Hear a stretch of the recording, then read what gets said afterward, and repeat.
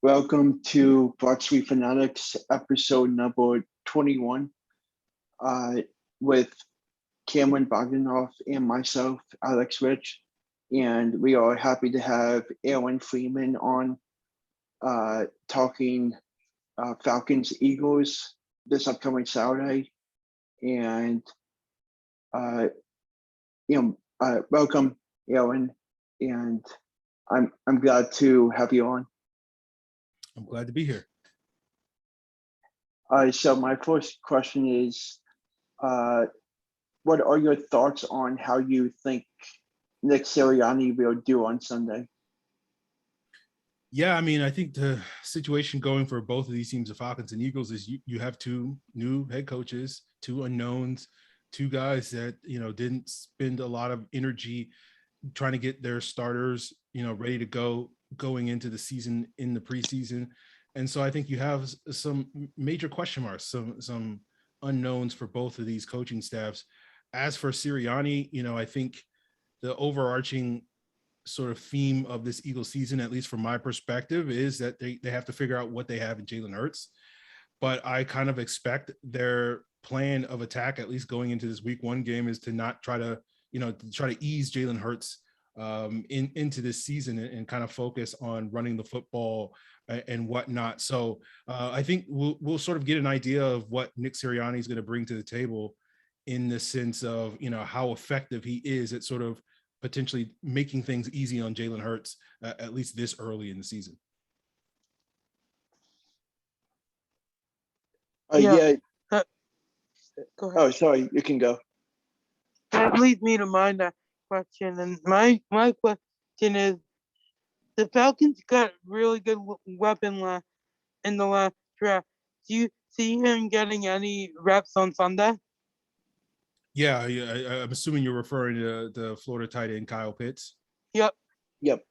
Yeah, I think he will get a ton of reps on Sunday. The expectation from myself, given that we saw very little of Kyle Pitts, I think he played 2 snaps in the preseason and made the most of them. He had a catch for 27 yards in that preseason game. But my expectation is that we will see a lot of Kyle Pitts featured to basically make up for lost time from this summer. And so, I think he's going to have a big game. I think he's going to be a key part of the Falcons' formula for success to try to attack that Eagles defense and try to generate some explosive plays over the middle of the field. The middle of that Eagles defense, with the exception of their D tackles, but when you look at the linebackers, you look at the safeties, I think that's where probably the majority of the questions are for that Eagles defense. And a player like Kyle Pitts, I think, is perfectly suited to potentially exploit some mismatches there and attack that relative weakness for this Eagles defense. So my next question is, since you write for the Falcons, what type of preparation went into as a reporter, and what stood out to you during the practices and press conferences? Well, I wasn't on hand for the practices, but, listening to the press conferences over the last couple of weeks, it seems like the Falcons are kind of on brand, whether you're talking about head coach Arthur Smith or defensive coordinator Dean Pease. They're saying a lot of the same things now that they were saying when they first were hired back in January. Arthur Smith talking about adapting his style of play calling on the offense to the players that the Falcons have currently and not necessarily porting over what he has done in Tennessee when he was the offensive coordinator there the last 2 years. Dean Pease is talking about, scheming his defense towards the strengths and weaknesses of this current group of Falcons players and trying to essentially, as I mentioned with sort of Nick Sirianni, trying to figure out what they have on both sides of the ball and ways that they can, maximize the talent that they have currently here in Atlanta, because this is, similar to the Eagles situation, year one of what is probably going to be a multi-year project to get this team back to, competing consistently, particularly for the postseason.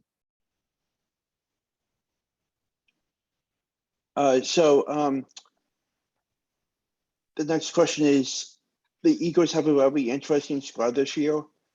What are your thoughts on them? And you think they are a 6 or 7 or even 8 game like winning record wise?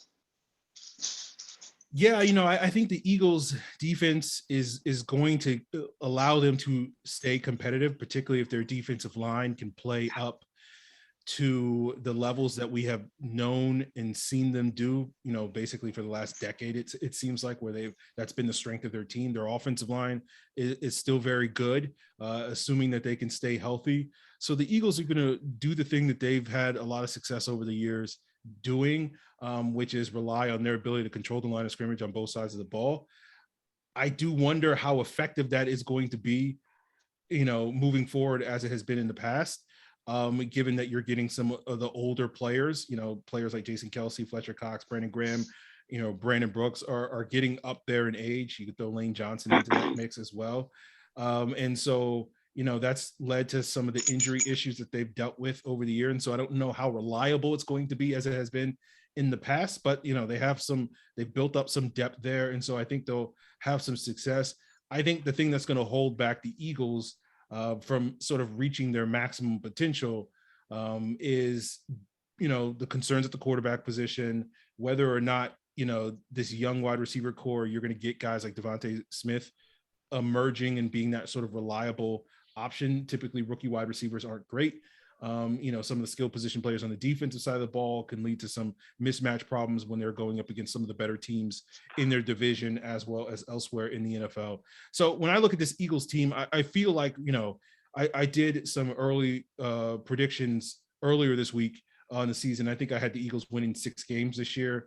I could certainly see them winning more than that if things, break in their direction. But I think right now, they're probably going to be on the lower end of the spectrum, probably, finish somewhere in that third place range in the NFC East and probably be on the outside looking in as far as the playoffs go. My question is, who do you think is the Falcons' toughest competitor in your guys' division? Well, if you guys watched the game last night, you saw them is Tampa Bay. They're absolutely a stacked team, quarterback, running back, wide receiver, tight end, offensive line, defense at all 3 levels. They're a complete team. They're one of the most well-rounded teams in the league. They didn't necessarily put their best foot forward on Thursday night, but that's kind of been their MO these last year or so. That was the case last year where they were kind of up and down early in the season. Things started to figure out for them, in the postseason run. But even then, like you saw Tom Brady have games where he was throwing multiple picks. That was the case Thursday night. He had threw 2 picks against the Cowboys, but they just have such a well-balanced and rounded team that they can they don't have to be perfect and they can still find ways to win. And we saw that on display last night against Dallas. My next question is, do you have any big news that came out of the Falcons side of injuries or anything that stood out in the press conferences?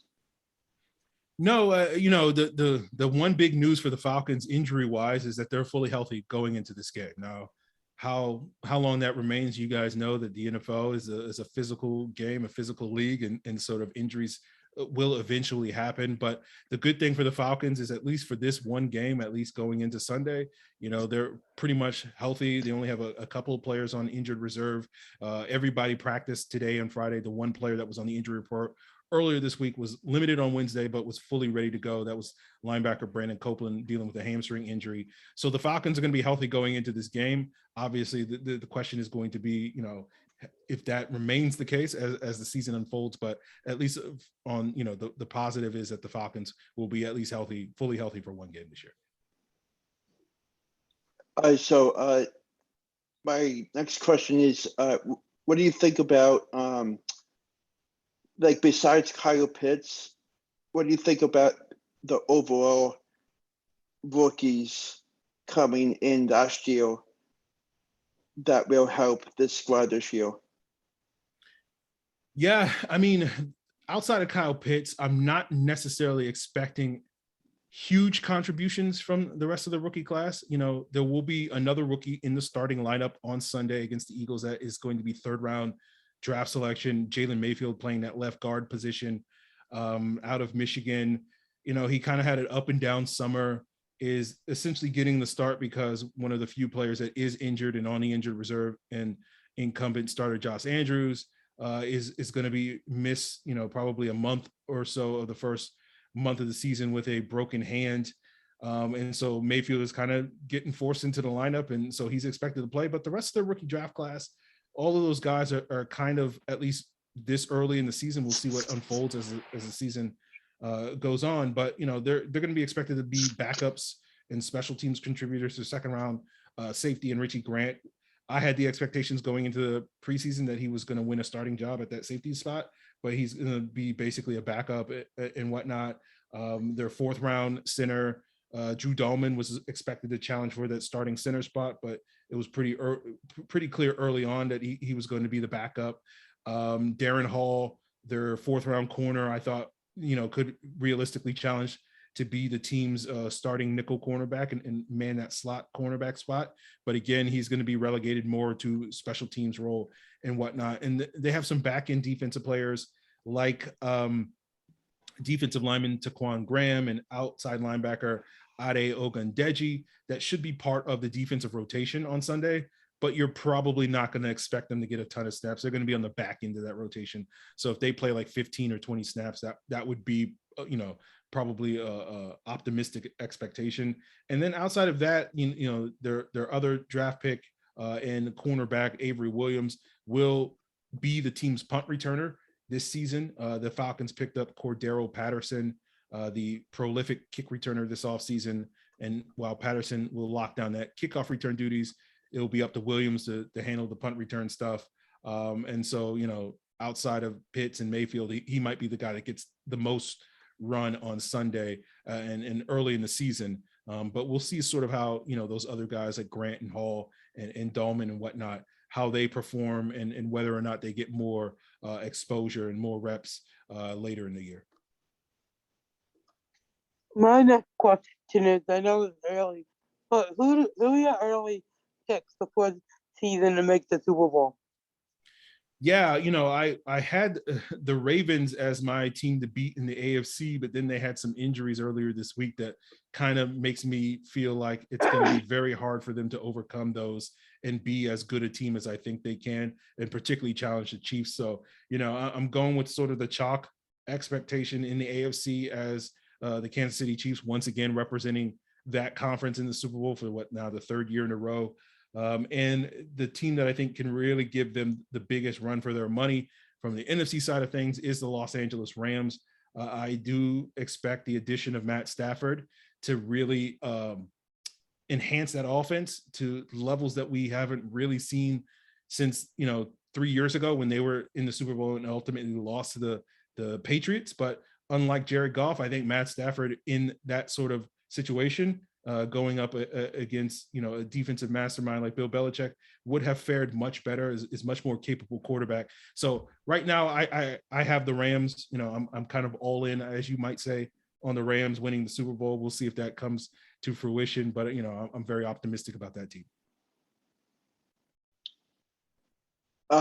So that does it with our questions, and we thank you for coming on. And we definitely look forward to the Sunday. And it'll be a very interesting game. And I'm excited to see how this Eagles offense does, especially with Nick Sirianni and his playmaking types of ideas.